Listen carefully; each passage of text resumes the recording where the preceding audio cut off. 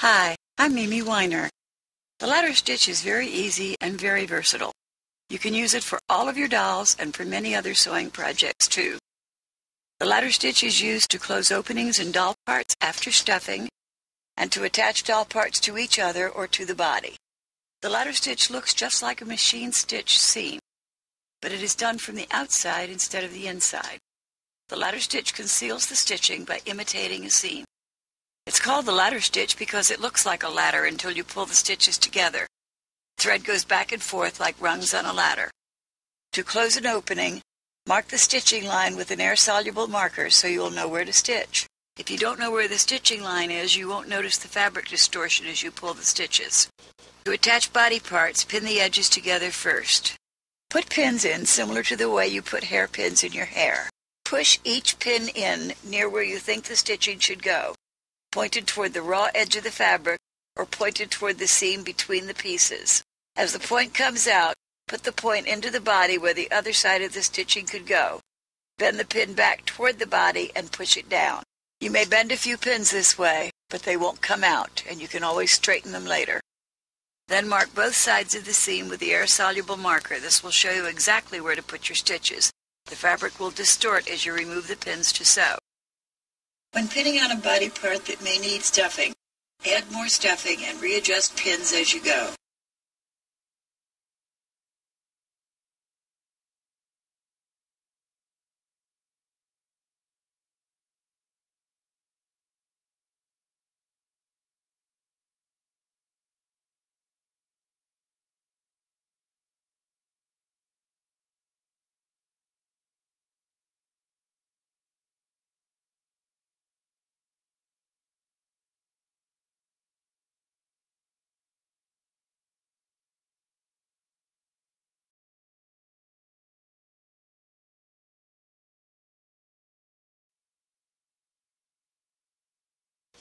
Use drapery thread, available in the home decor department. It is a strong nylon thread.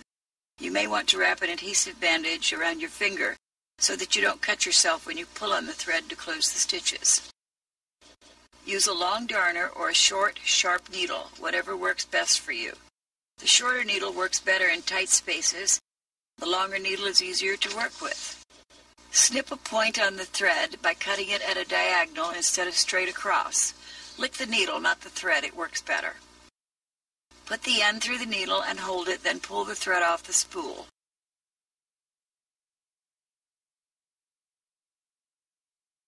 Thread has a grain.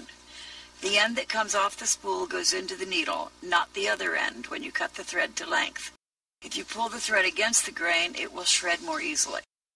Loop several wraps of thread to make a big knot, then snip off, leaving a very short tail. Start inside the opening to hide the knot. Stitch 2 or 3 stitches at a time, then wrap thread around finger. Squeeze opening together and pull thread to close up. Just like in needle modeling, keep your finger in the loop to prevent the thread tangling or getting caught on a pin. Remove pins as you go. Use the marked lines to keep stitches in correct place. Make stitches even. For hidden seams that will be almost invisible, make the stitches very close together.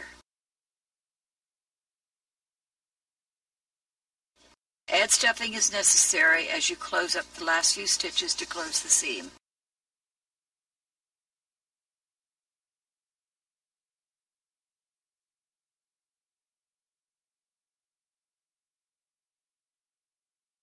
When you get near the end of a seam, use the hemostitch to push the seam allowance inside to get it out of your way. When you reach the end, make a lock stitch by putting the needle through the loop twice before you pull it tight.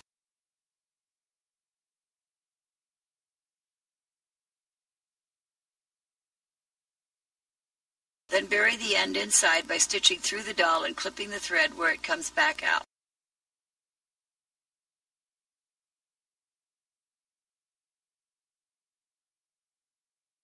For a large opening, for example the crotch of a doll, start by joining the center front and center back seams, then go from the joined center toward each end, adding stuffing as necessary. The ladder stitch is very easy and very versatile. You can use it for all of your dolls and for many other sewing projects too.